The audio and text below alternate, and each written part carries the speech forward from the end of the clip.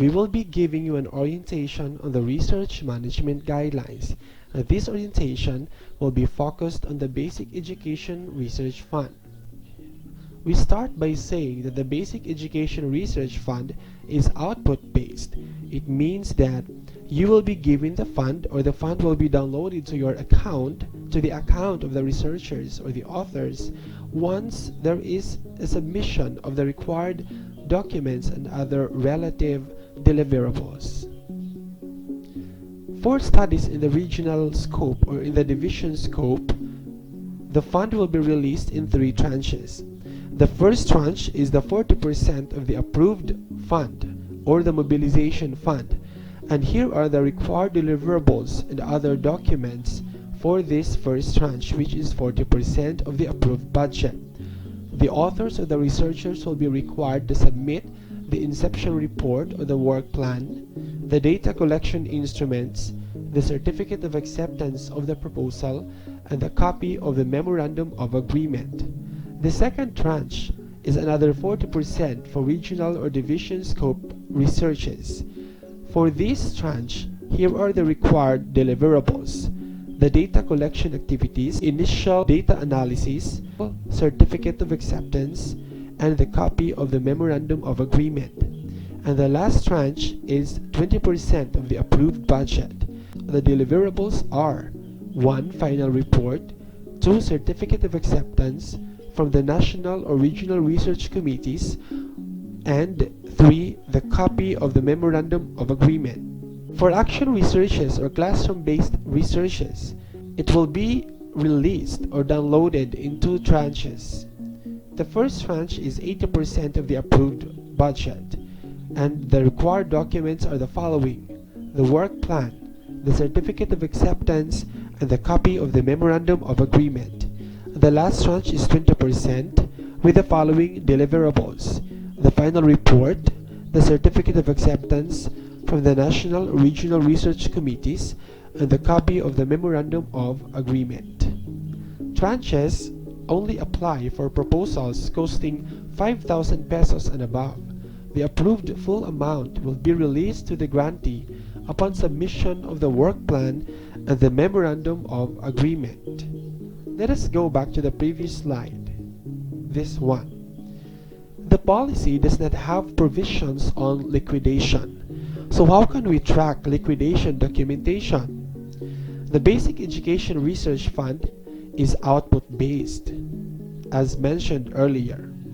The provisions for eligible expenses are for planning processes of the proponents. We emphasize that cost estimates should be within accounting rules. We will be questioned if we will not put eligible and ineligible expenses. We will check how the money is spent during the evaluation. And what if the tranche is more than the actual expenditure? We do not change the total amount. We just reimburse the researchers. In our previous guidelines, the first tranche is actually 20%, which is often insufficient to fund the expenses of the grantees.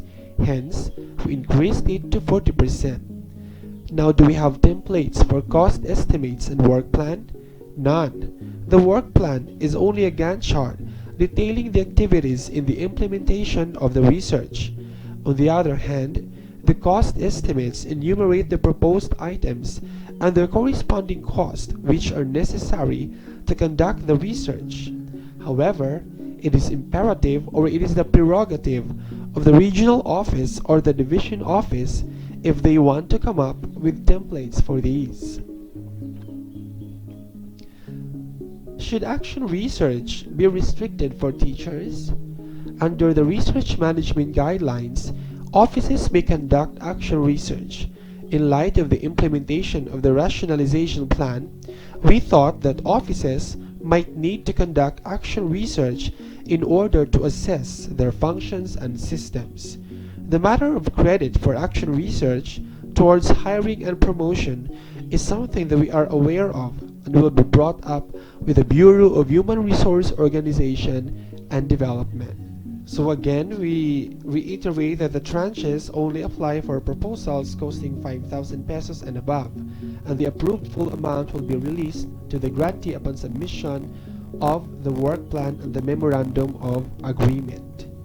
The grantees will submit their deliverables to the Secretariat as indicated in their work plan, and the letter of acceptance will be issued pending the committee decision and Secretariat's completion of the CSW. Do we need to require the oral presentation of research proposals for funding under the Basic Education Research Fund? No, unless the proponents have requested to have an oral presentation of their proposal. It becomes an additional burden to teachers, and some of them are discouraged to conduct research because of this. Our focus is to encourage as many researchers as we can. Nonetheless, we can have oral presentation as part of the preparation for research conferences. Can the proponents submit research proposals on previously conducted research studies for funding under the Basic Education Research Fund? Conducting a previous study to validate its findings becomes another study. Let us check the intention of the proponents and the merit of the proposal. We discourage the submission of research proposals for the sake of having a submitted proposal. Let us also evaluate the merit of the study, the significance and contribution of its findings to our context.